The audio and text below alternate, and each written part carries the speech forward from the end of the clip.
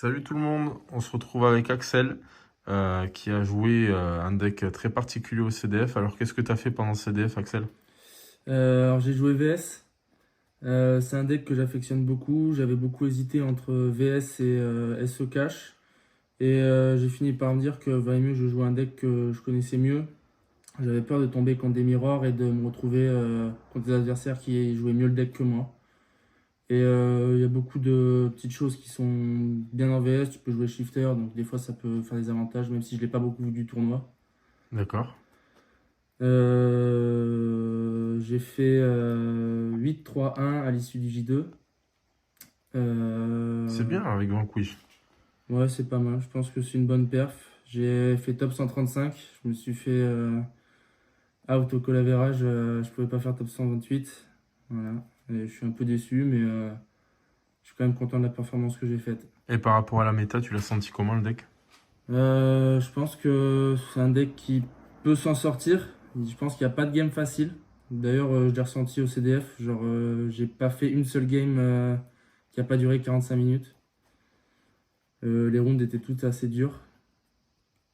Mais je pense que je maîtrisais assez le deck pour pouvoir m'en sortir. D'accord, bah, présente-nous tout ça alors.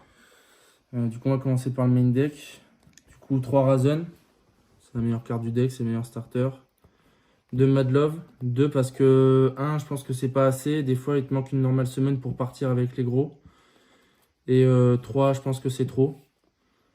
Un Pantera. La Ok. brique, t'es obligé de la jouer.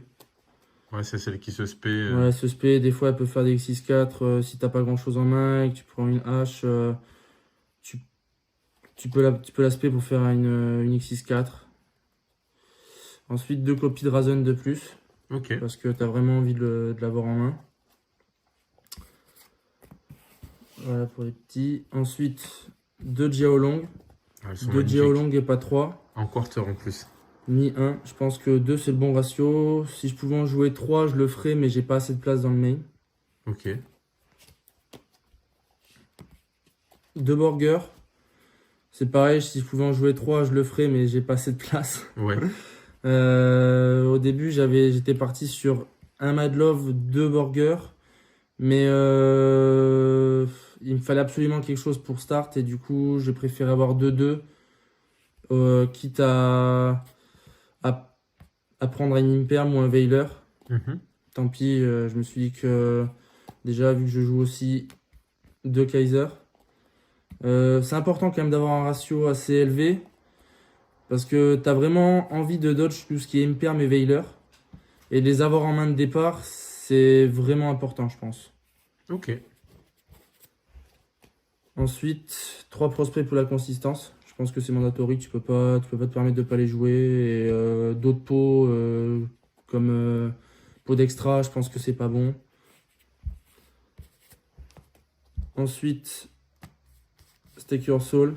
Ouais, la carte, La un des carte starters est, du deck aussi. voilà, un des starters. T'as un feu, tu révèles, tu spé, et voilà, t'es parti. En plus, c'est bien parce que ça te permet de pouvoir norme derrière. Si genre tu peux aller tuto avec tu spé Razen, tu tuto Madlove, et tu peux aller avec Madlove, quand tu fais ta norme, tu peux aller tuto la trappe. Ok. Ça te permet de pouvoir, si par exemple tu as déjà Jiaolong, d'aller chercher quelque chose d'autre avec Jiaolong que la trappe. Parce que Mhm. généralement, tu vas chercher la trappe avec Jiaolong.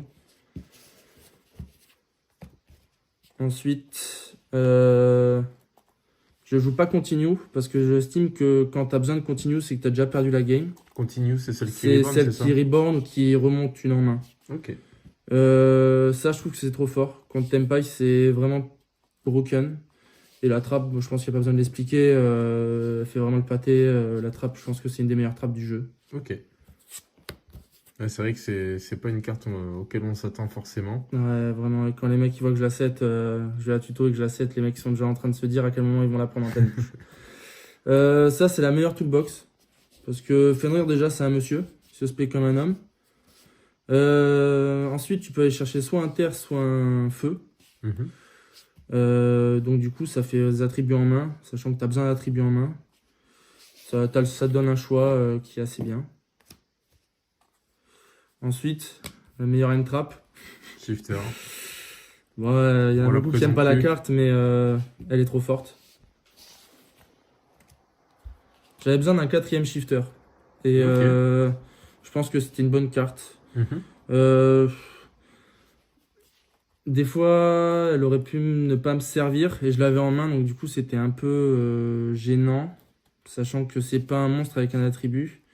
Mais il y a des setups où j'avais des mains faibles et elle m'a permis de tempo, notamment contre un Yubel en round 9.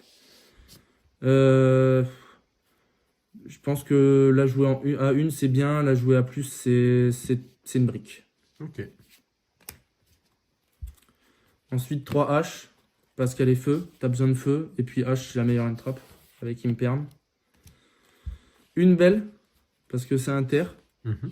Et il y a des match-up où elle est relativement sympathique à avoir en main, notamment contre Branded, ou même contre Snake Eyes, quand il fait son flamberge et qu'il a pas de quoi chain block, bah, flamberge au grave et les deux petits se rebandent pas. Ok. Ensuite, une Kurikara et un Magnamut et un Ouais. Nib. Nib, je l'aurais pas eu, je pense que c'était pareil. Je l'ai sorti une fois, j'ai Nib une fois une personne, ça m'a pas fait gagner la game. D'accord. Magnamut, c'est vraiment une bonne carte parce que, alors en side, je joue un Druisworm. Mhm. Donc ça te permet, quand je side et que je rentre Druisworm, soit d'aller chercher Druisworm, soit d'aller chercher César qui est un dragon. Ok. Donc d'aller chercher de l'engine, c'est toujours sympa.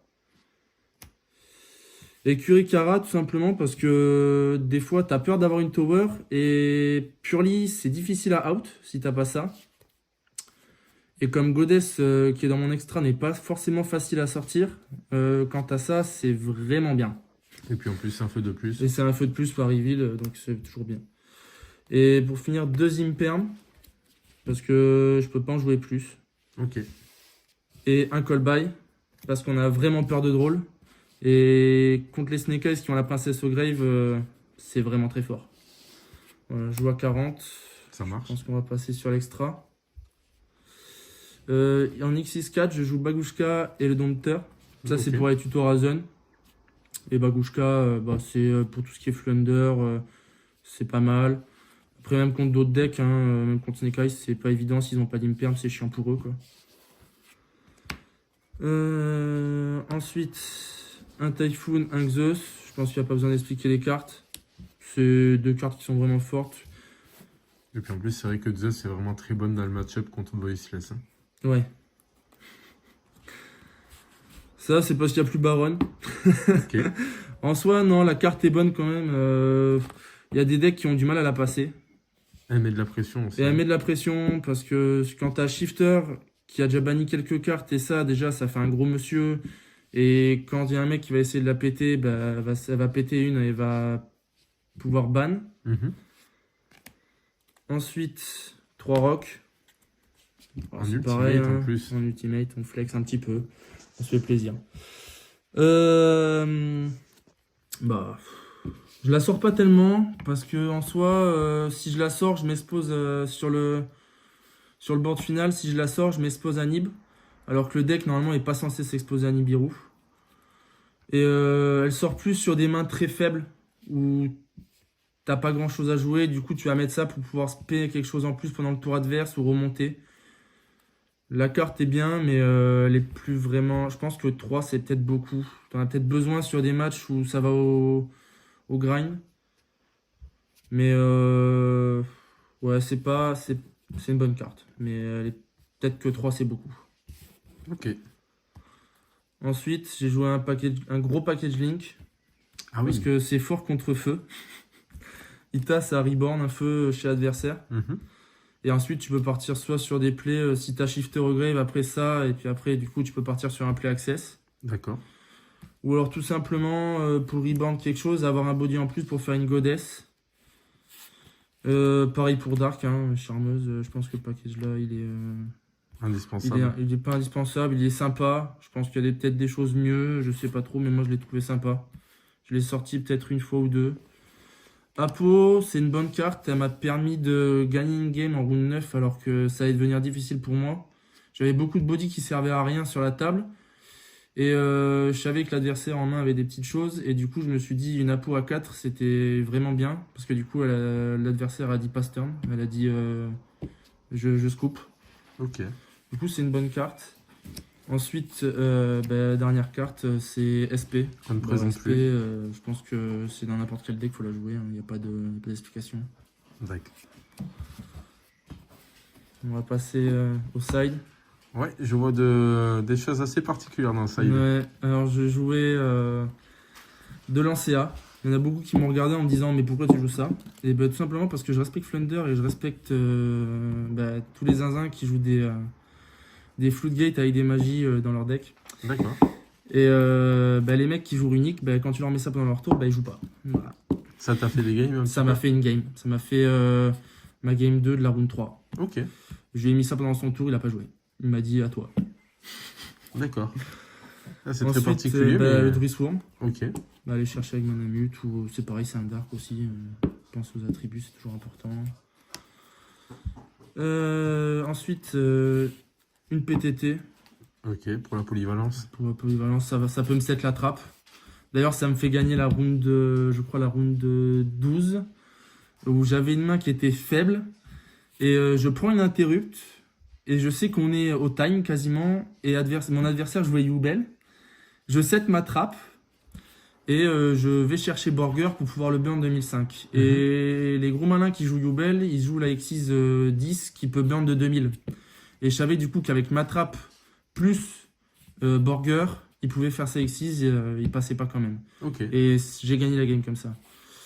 Ensuite, un TTT, un changement de cœur, un plumeau, ça c'est les targets. ok, Et ça, pour tout ce qui pose des sets, le changement de cœur c'est une bonne carte. Je pense que m'a peut-être pas fait de game, mais je l'aurais pas changé pour autant. Et TTT pour remonter des boards c'est toujours important. ouais, Ensuite, 2 cyclones. J'aurais voulu en jouer 3, mais j'ai pas la place dans le side. très fort ça. Ouais. Contre les Snake Eyes, ça te fait la game. Quand tu leur Mhm. pètes contre Snake Eyes FK, si tu leur pètes leur terrain, ça leur pète tout leur terrain. Et ensuite, toujours contre les Runiques, les trucs comme ça, c'est vraiment une bonne carte.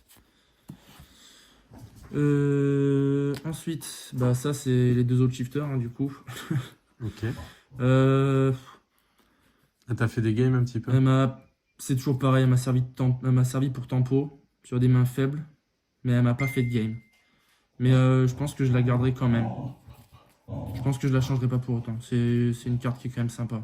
Même dans la méta actuelle, je pense que c'est une très bonne carte. Ok. Même contre Voiceless, c'est une bonne carte. Ouais,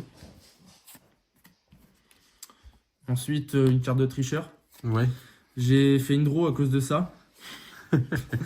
Je devais gagner la game et le mec me set ça dans ma stand-by et j'étais en mode bien joué. J'avais 4 magies en main, on passe au time et il pouvait même pas me taper, je pouvais pas le taper. Du coup, on a fini en 1-1. Mais je suis content de l'avoir joué quand même parce qu'elle m'a permis de gagner des games aussi. ok. La mono parfum. Et ensuite, ça, parce que la carte elle est pétée actuellement. Contre Branded, ça te fait la game. Contre Tempai, ça te fait la game. Contre beaucoup trop de choses, ça te fait des games. Vraiment, c'est une bonne carte. Et voilà. Ok. Du coup, je finis le J2 en 8-3-1, top 135. Comme j'ai dit au début, déçu de ne pas avoir fait minimum top 128. Mais je suis relativement content de mon event.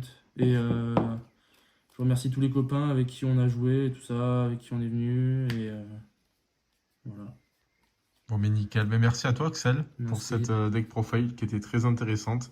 Et un petit mot pour les personnes qui disent que mon quiz est nul. Les gars, si vous dites que VS c'est nul, c'est que vous n'avez pas pris un bon joueur encore en pleine gueule.